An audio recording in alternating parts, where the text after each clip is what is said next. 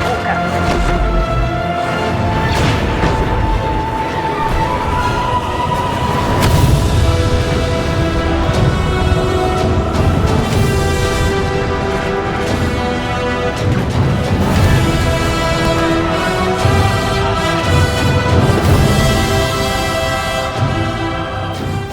Star Wars Battlefront, one of the most anticipated games of 2015 and also one of the biggest Star Wars game franchises to ever see the light of day. The last Battlefront game was released back in 2005 and ever since then fans has been craving and hoping for a third one. But unfortunately development of Battlefront 3 was cancelled multiple times by different developers, in the end making most fans lose hope on ever seeing a new Battlefront game. Back in 2013, EA and Disney signed a deal involving a multi-year contract for Star Wars licensing, and shortly after that, DICE announced that they will be creating a new game in the Star Wars Battlefront franchise, which had a lot of fans cry tears of joy. This game is now due to be released very soon, November 17th in North America and November 19th in Europe to be more exact, and many people new to the franchise or people who haven't followed the development very closely are still uninformed on what exactly this game is and what it will contain, and hopefully this video will change that. This video is going to be pretty long, so make sure to check out the video guide in the description below to skip ahead to the part you want to watch. I will be going over all major game aspects and information about DICE Star Wars Battlefront to make sure that after you watch this video, you know exactly what to expect from the new Battlefront game. So grab a drink, lean back and enjoy.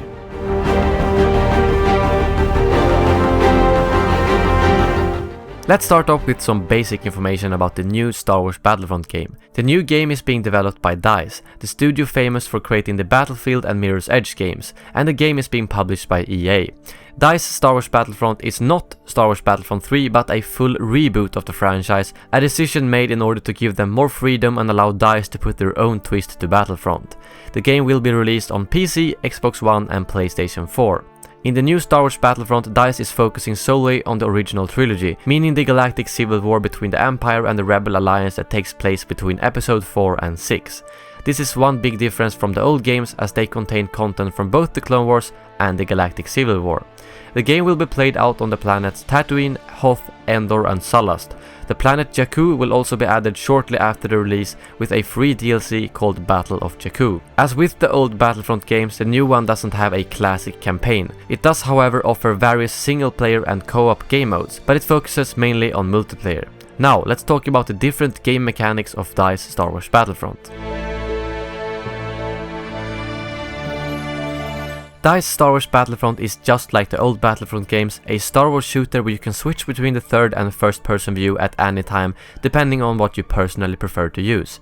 This works for both infantry and most vehicles, but heroes like Luke and vehicles like the AT-ST only allow you to play in third person. It's still unclear if first person will be available for blaster wielding heroes or not.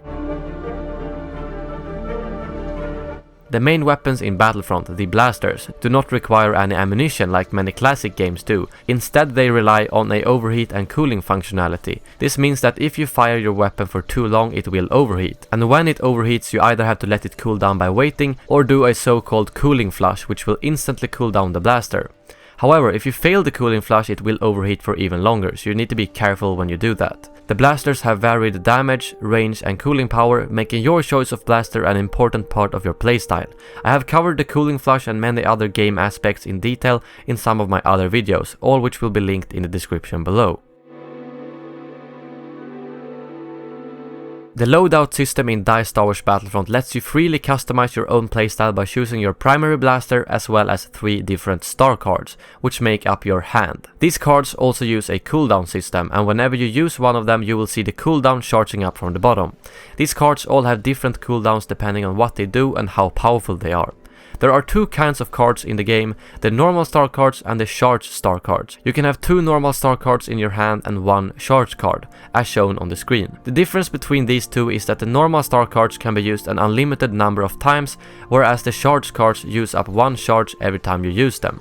These charges can be obtained either by buying them for galactic credits or by picking up these little lightning bolts on the maps. So if you run out of charges for a particular card, you won't be able to use that card until you get more charges, even if it's not on cooldown. To give you guys a few examples, some of the normal star cards available in the game are thermal detonators, cycler rifles and ion grenades.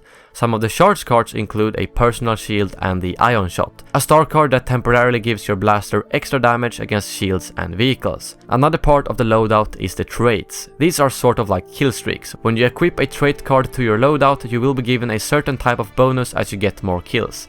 The sharpshooter trait that was available in the beta gave you the bonus that whenever you killed someone with a headshot, you reduced your current cooldowns, and the higher trait level you get, the more the cooldowns were reduced. You increase your trait level every time you get 3 kills without dying, and if you die, you drop down 1 trait level. More details on the traits can be found in the description below. In DICE Battlefront you will gain experience and credits whenever you play multiplayer matches or missions, and by doing so you constantly progress your own character as you will be able to unlock new things. You can use the credits to buy blasters, star cards and traits, although most of them also require you to be a specific level to buy them. So if you're looking for a specific star card or blaster, make sure that you save up enough credits and reach the right level before you can buy it. There are also other things you can unlock through these credits, such as different alien races. These are purely cosmetic and are most likely going to be unlocked later in the game when you have already unlocked most of the actual weapons and star cards. The game will allow you to fully customize your character in terms of race, gender and possibly looks. This customization was locked in the beta, so we do not yet have full details on how exactly this customization will work. When you get into the real endgame of Star Wars Battlefront, you might want to turn your eyes to something called the diorama. In the diorama you can unlock different 3D figurines by beating the harder challenges in the game. So this is where all of the completionists will focus most of their time when they've already unlocked all of the weapons and star cards in the game. DICE has yet to reveal how these rewards will actually look and what sort of challenges we need to beat, but they will most likely be quite hard. One new system that DICE added to the Battlefront franchise is the Powerups. These are available in most of the game modes through various mechanics. In Walker Assault they are spread out randomly across the map, whereas in Drop Zone they are a reward for capturing the drop pods. The Powerups contains various powerful weapons and gadgets to help you and your team win. Anything from squad shields to lockdown areas to orbital strikes and smart rockets. These power-ups can really turn the tide of the game if you get the right one for the right situation. And in some game modes you might be lucky and find a power-up that looks like this. And if you do so, you've landed yourself a chance to play as a hero or villain. Heroes and villains, one of the most appreciated features in the old Battlefront games. This puts the iconic characters of the Star Wars universe straight into the battles you play, and if you're lucky you might get a chance to become one yourself. In DICE Star Wars Battlefront there are 6 heroes and villains available. On the light side we have Luke Skywalker, Han Solo and Leia Organa, and on the dark side we have Darth Vader, Emperor Palpatine and Boba Fett. These characters all have different abilities based on their appearances in the movies. For instance, Darth Vader has his classic Force Choke, whereas Han Solo wields his trusty DL-44 blaster pistol. These heroes and villains are available in various game modes throughout Star Wars Battlefront, and as I mentioned earlier they are available as random power-ups in some of the game modes like Walker Assault. In game modes like Walker Assault the heroes have a health bar that slowly depletes over time and whenever you take damage, but if you manage to kill any enemies you get some health back, meaning that the better you play, the longer you get to play as the hero or villain. There are also 2 hero ships in the game, the Millennium Falcon and the Slave One. These 2 ships are available in the Fighter Squadron game mode also as power-ups. Just like the normal heroes and villains, they are a lot tougher and more powerful than the normal ships and troopers.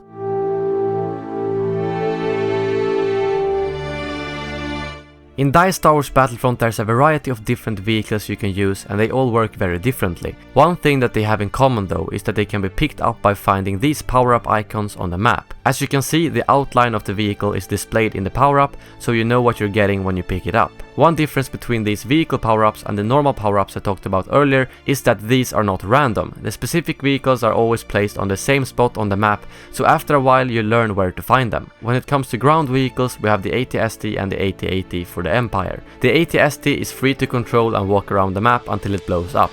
The AT-ATs however are on rails, at least in Walker Assault, and you get a limited time of 1 minute where you get to control the weapons of the AT-AT. Whenever you kill someone, another second is added to the timer, so the more kills you get with the AT-AT, the longer you will stay in it, just like with the heroes and villains. Moving on to the starfighters, these are also available as pickups on the map, and whenever you find one of them you simply spawn up in the air in said starfighter. The starfighters in Battlefront have a system where you switch between speed and blaster power, so the slower you fly, the more powerful your cannons will be. The different abilities vary from ship to ship, but most of them have some sort of torpedo that can lock onto enemy ships. The biggest difference between the ships are maneuverability and shields. Ships like the X-Wing have strong shields, while the TIE fighters have a speed boost instead, meaning that they play out a bit differently. One vehicle that hasn't been shown yet in-game is the speeder bike. This vehicle will be available on Endor like in the movies, but it is not yet confirmed if it will be through power-ups or if they will actually be placed on the map so that you can jump onto them freely. If rumors are true, the latter is correct. Even though the gameplay mechanics, weapons and vehicles are a big part of the game, it's in the different types of game modes that you will actually be spending your time. So let's go over each one of them and explain how they work so you know what the game has to offer. In total there are 9 multiplayer game modes and 4 single player / co-op game modes. Many of the multiplayer modes are DICE's own take on classic game modes and some of them are completely new, all ranging from 8 to 40 players. So let's take a quick look at each one of them. Blast is the team deathmatch of Star Wars Battlefront, a 10 vs 10 game mode where the goal is simple: kill enemies and reach 100 kills before the enemy team does so. It works just like team deathmatch does in any other shooter games like Battlefield or Call of Duty. Cargo is DICE's take on Capture the Flag, a 6 vs 6 game mode that has a couple of twists compared to the classic Capture the Flag. In Cargo you can capture the enemy's cargo even if your own cargo is stolen, meaning that there won't be any camping holding the cargo and waiting for the enemy carrier to die. The scoring also works a bit differently as each team starts off with 5 cargoes, and if one team captures a cargo, that changes the score to 6-4. So in that sense it works a bit like a tug of war kind of game mode. This goes on for 15 minutes and whichever team is in the lead after those 15 minutes wins the game. Droid Run is a quite unique game mode to Battlefront, a 6 vs 6 mode where the goal is to capture the 3 gonk droids around the map. What makes this interesting is the fact that these droids constantly move around the map, so you have to listen for the iconic gonk sound in order to find a droid to capture. The matches are 10 minutes long and whichever team manages to capture all 3 droids wins the game. Drop Zone is a 8 vs 8 game mode that was featured in the beta. The basic goal of this game mode is to capture the drop pods that land on random spots on the map. After one pod has landed, both teams have to fight to capture the pod and then hold it for long enough to be claimed for your team. When the pod gets claimed, a couple of power-ups will spawn near it and your team will receive 1 point. The first team to reach 5 points, or whichever team has the most points after 10 minutes, will win the game. One interesting mechanic here is that if one drop pod is active for very long and no team manages to hold it for long enough to claim it, a second active drop pod will land on the map, creating a split between the players and making the match very interesting. Both Blast, Cargo, Droid Run and Drop Zone are infantry only game modes without any heroes or vehicles. Fighter Squadron is a starfighter only game mode taking place over the vistas of the planets available in the game. Fighter Squadron puts 20 players in the air fighting each other, but also adds another 20 AI ships, making it a total of 40 starfighters. The goal of Fighter Squadron is simply to kill the enemies and be the first team to reach 200 points. The twist is that at some points in the match, a transport ship will spawn for one of the teams. When that happens, you must either defend or destroy that ship depending on which team you are on. If you destroy the transport ship, it will gain your team plenty of points, so it is definitely worth grouping with your teammates to take it out. Killing enemy players also gains you points, and the same goes for killing enemy AI ships. Killing players, however, gives you more points than killing the AI ships. The last addition to Fighter Squadron is the hero ships I mentioned earlier. As the Empire you can find Slave 1 and as the Rebels you can find the Millennium Falcon. Both of them are available through pickups on the map, and if you manage to find one you're in for a ride, as they are a lot tougher than normal ships and they also pack a punch with their weapon arsenal. Fighter Squadron is simply a game mode for anyone who wants pure dogfighting and epic starfighter moments in the skies. Walker Assault is one of the bigger game modes of Star Wars Battlefront with a total count of 40 players. This is a game mode where ground vehicles, starfighters and heroes are also available on top of the power-ups, turrets and other features in the game.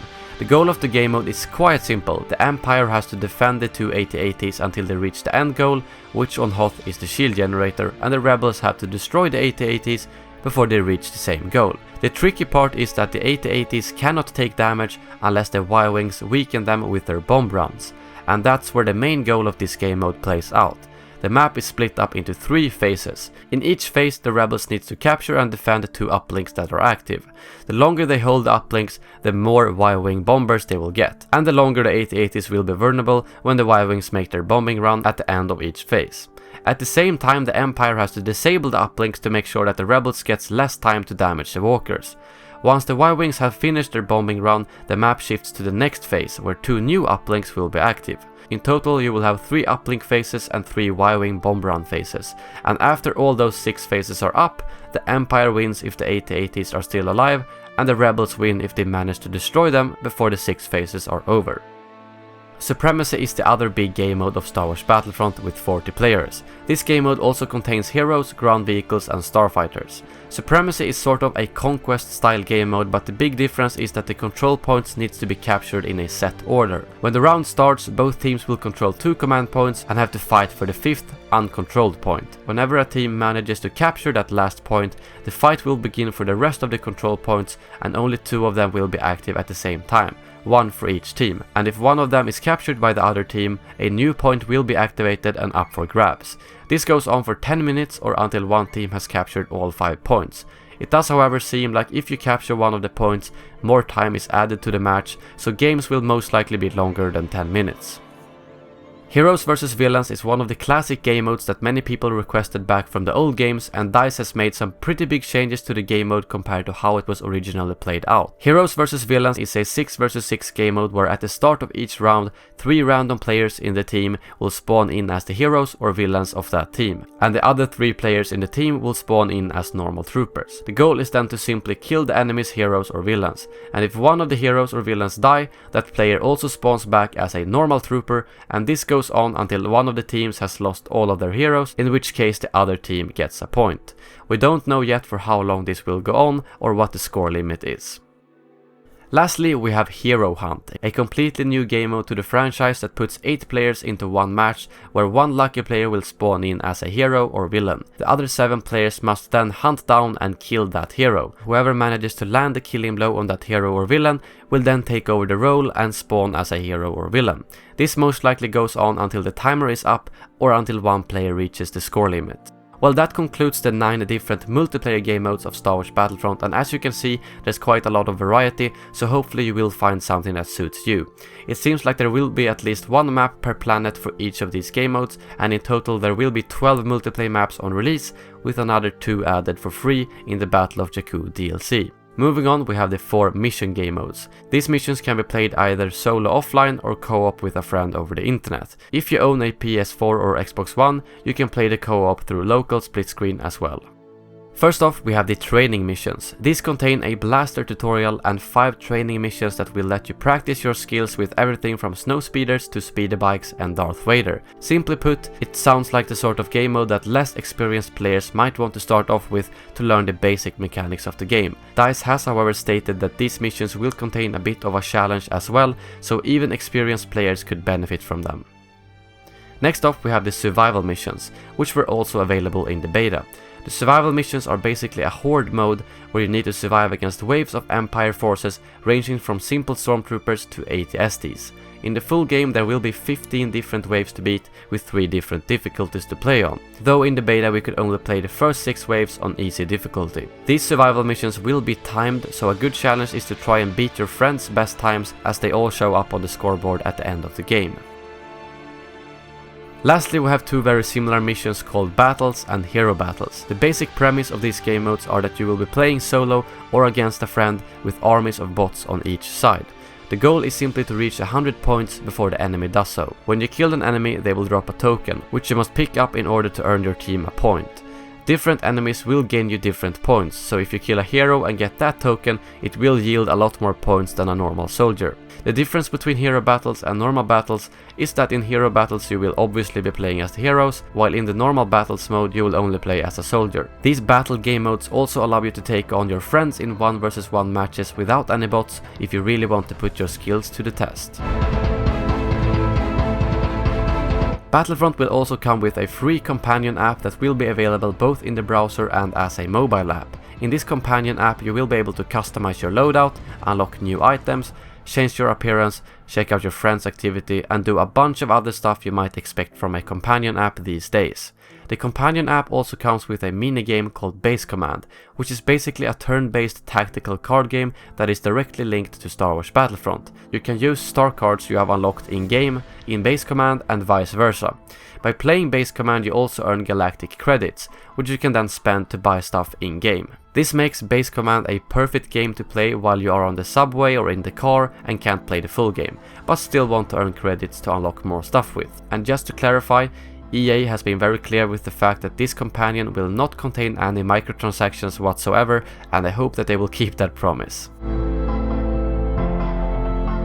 Lastly, I want to cover the future plans for Battlefront and what different editions you can actually buy at release.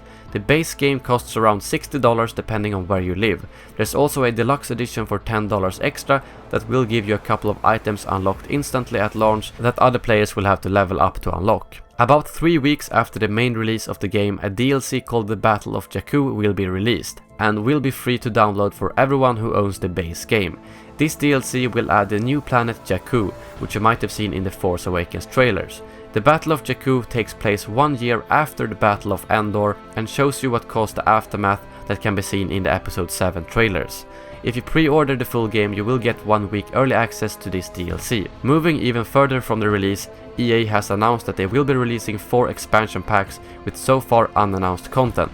These 4 expansion packs are available through a season pass for $50. The final edition for anyone who wants everything in the game is the Ultimate Edition, which includes the Deluxe Edition, season pass and 1 extra emote. And well, that brings this video to an end. Hopefully now you should know all of the major facts about the game, and that will help you decide if you want to buy the game or not and what you can expect from the full game. If there is a specific mechanic or feature you want to know more about, make sure to check out the description below or my channel page for plenty of more detailed videos. A ton of work went into this video, and if you enjoyed it, consider leaving a like. It helps me out a lot, and I don't usually ask for this, but it would be awesome if we could hit 500 likes. Something I've never asked for before is if you would consider sharing this video around, on Twitter, to websites, or maybe even to a friend you want to introduce to the Battlefront franchise. Other than that, a huge thanks for watching this whole video. If you're new to the channel, make sure to subscribe for extensive Battlefront coverage. I strive to be quick and informative with my videos, and make sure that anyone who is subscribed to me knows everything they need to know about Star Wars Battlefront. I will see you guys soon again, and as always, Battlefrontians, may the Force be with you.